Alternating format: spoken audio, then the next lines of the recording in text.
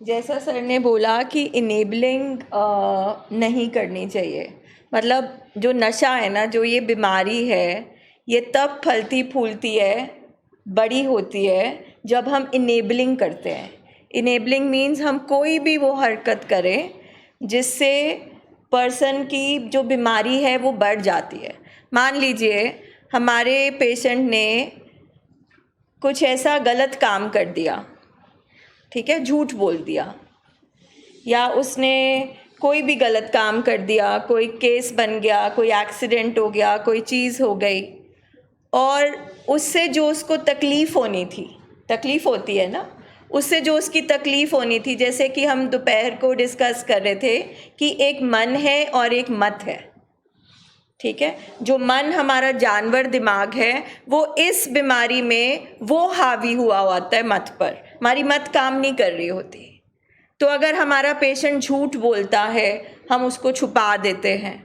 मान लीजिए माँ को पता चला कि जो बेटा है वो नशा कर रहा है या उसने कोई गलत हरकत करी है, और वो अपने हस्बैंड से यानी कि पेशेंट के बाप से कुछ छुपा देती है, तो वो जो हम छुपाते हैं ना, अगर हम नहीं छुपाएं और वो पेशेंट को फेस करना पड़े तो उसको दर्द होगा, उसको तकलीफ़ होगी, उसकी जो मत को है शर्म आएगी, उसको पछतावा होगा।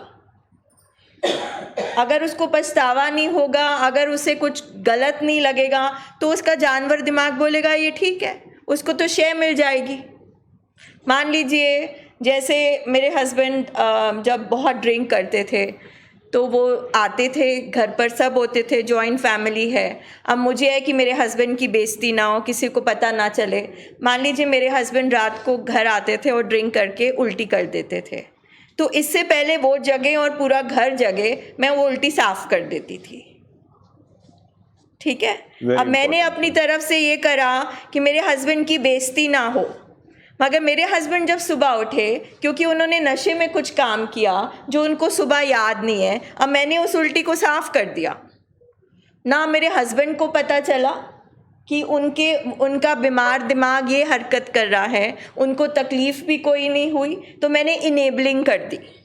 मैंने उस बीमारी को, जो दर्द महसूस करके पेशेंट को समझना था कि हाँ कुछ गड़बड़ है, उनका डिनायल टूट सकता था, वो मैंने छुपा दिया, ठीक है। दूसरी बात जो सर ने इसके ऑपोजिट करी, यानी कि कोई भी चीज़ जो हमारे पेशेंट की बीमारी को बढ़ावा दे, चाहे हम पैसे दें, चाहे हम झूठ छुपाएं, कोई भी चीज़ वो हमें नहीं करनी है, ठीक है। तो प्रोवोक भी नहीं करना है। प्रोवोक करना मतलब भड़काना, मतलब ज़रूरत से ज़्यादा मैं लाड प्यार, अगर मैं अपने हस्बैंड की बहुत देख रेख करने लगी कि शायद मैं ज़्यादा प्यार करूँगी, ज़्यादा ध्यान रहूँगी, अच्छे अच्छे खाने बनाऊँगी, सारे कहने मानूँगी, तो मेरे हस्बैंड ठीक हो जाएंगे। अब जब तक मेरे में पेशेंस है, जब तक मैं कर पा रही हूँ, मैं कर रही हूँ। अब मुझे भी गुस्सा चढ़ेगा ना, जैसे सर ने एग्जाम्पल दिया, इसको बंद कर दो, जैसे सर ने एग्जाम्पल दिया कि जब आप प्रोवोक करते हो पेशेंट पर, ठीक है, प्रोवोक करते हो, आप गुस्सा करते हो, एक्चुअली आप अंदर से बड़े परेशान होते हो, आपका गुस्सा निकल रहा होता है। तो हमारा गुस्सा करना, गुस्सा नशे की खुराक है, क्योंकि हम गुस्सा करेंगे, गुस्सा करने से जो सामने वाला है वो और भड़केगा, वो और जाके नशा करेगा।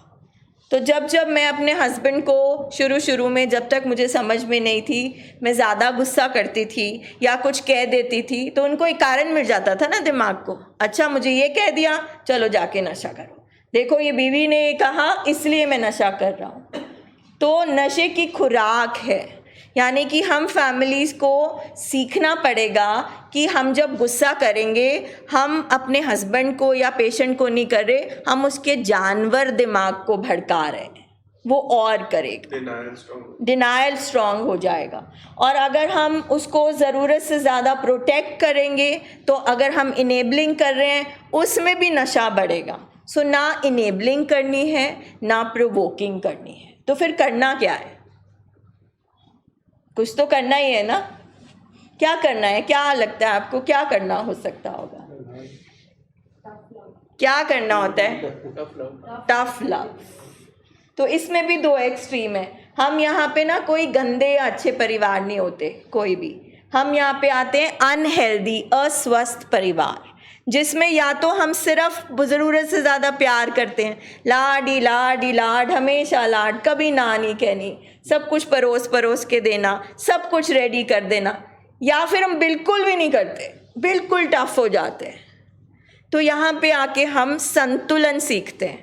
वैसे भी इस बीमारी की जो जड़ है वो है कि हमारी ज़िंदगी संतुलन में नहीं है। तो हम सीखते हैं टफ भी होना है और लव भी रखना है, असर्टिव होना है। असर्टिव मीन्स बात भी कह देनी है, मगर इस तरह से कहनी है कि सामने वाले को चुभे ना, सच भी हो। अब उसमें ना इनेबलिंग होगी ना प्रोवोकिंग होगी, क्योंकि जब हम इनेबलिंग करते हैं तब भी बीमारी बढ़ती है, प्रोवोकिंग करते हैं उसमें टोन गलत हो जाती है, उसमें हम अपशब्द कह देते हैं, अब्यूज़ कर देते हैं। तो हमें किस तरह से अपनी बात पेशेंट के सामने रखनी है। मान लीजिए उल्टी वाली अगर बात है तो मैं उल्टी एक तो दिखने की हो गई, और अगर वो हस्बैंड ने देख ली आकर सुबह, अगर मानो मैंने उल्टी साफ़ नहीं की होती और मेरे हस्बैंड आते और देखते तो जाहिर है पूछते ना ये क्या हुआ। तो मैं उनको ये भी बोल सकती हूँ ना कि आपकी रात को हालत ख़राब थी, आपने काफ़ी ड्रिंक करी हुई थी, आप गिर रहे थे, आप चल नहीं पा रहे थे और आपने उल्टी कर दी। तो उसमें सच भी आ गया सामने, बात भी कह दी, और जाहिर है पेशेंट के दिमाग में तो जाएगी ना।